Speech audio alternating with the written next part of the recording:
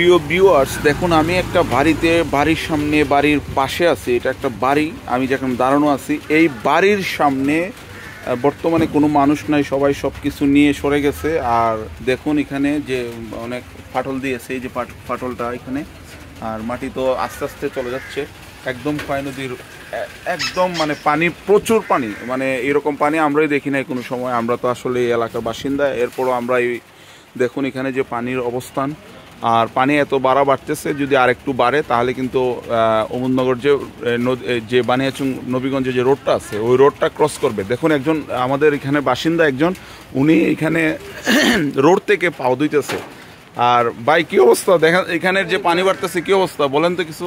ভাই পানি তো বিপদ সীমার উপর দিয়ে যাচ্ছে। আমি একটু কাছে যাই।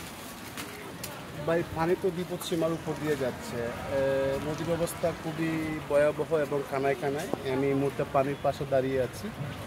আসলে এতই ডেঞ্জার অবস্থায় আছে, যদি একই রাস্তা ভাঙ্গা হয় বা বাঁধ চুটে যায় তাহলে শহরের অবস্থা খারাপ হয়ে যাবে। তো ধন্যবাদ ভাই, আপনিও একটু সাবধানে থাকবেন, আমরা সবাই সাবধানে থাকি। এবং শহরবাসীকে নিয়ে কিছু বলেন, শহরবাসী কি নিরাপদ আছে বা নিরাপদ থাকার জন্য? অবশ্যই এই অ্যাট দ্য টাইম নিরাপদ নয়, কারণ হইলো আপনার এই মুহূর্তে দেশে যে বিশৃঙ্খলা, কোনো গার্জেন বলতে কোনো কিছু নাই, না ডিসি সাহেব আছে, না কোনো প্রশাসনিক কোনো ব্যবস্থা আছে বর্তমানে।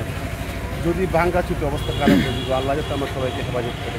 তো ধন্যবাদ শিব ভাই। আসলে বিষয়টা হলো যে দেখেন এখানে আসলে পানি অনেক বেশি, মানে পানি, এত পানি আসলে নদী এখনও কিন্তু নদীর মাঝখানে কিন্তু দেখুন ওই নদীর মাঝখানটা পানি কিন্তু এখনও ফুলা, যেহেতু নদীর মাঝখানটা ফুলা তো পানি আরও বাড়তেছে। মানে নদীর অবস্থানটা হলো যদি ফুলা থাকে তাহলে পানি বাড়ে, এটাই বর্তমানে নদীটার মাঝখান অনেক ফুলা আছে, পানি মানে প্রচুর পানি বাড়তেছে। তো সবাই দোয়া করবেন যেন কোনো ধরনের নিরাপদ অবস্থানে আমরা সবাই থাকতে পারি। ধন্যবাদ।